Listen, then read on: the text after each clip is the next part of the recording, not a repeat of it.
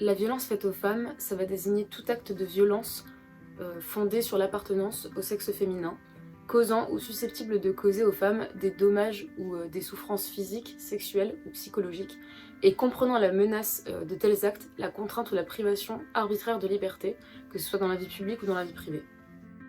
En moyenne, les hommes ont un salaire plus élevé de 28,5%, et à postes et compétences égales, il sera plus élevé d'environ 9%. Une femme sur 3 déclare qu'un partenaire lui a déjà imposé un rapport sexuel non protégé, malgré son désaccord. Aujourd'hui, une seule femme est à la tête d'une entreprise faisant partie du CAC 40.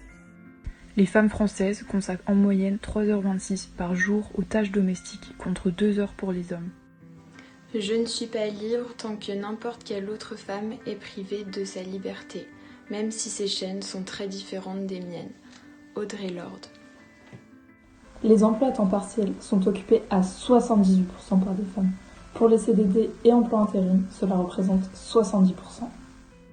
152 femmes sont mortes, tuées par leur conjoint ou leur ex-conjoint en France en 2019 et il y a eu 97 féminicides en 2020. 59% des entreprises de plus de 50 employés ne respectent pas la loi sur l'égalité professionnelle.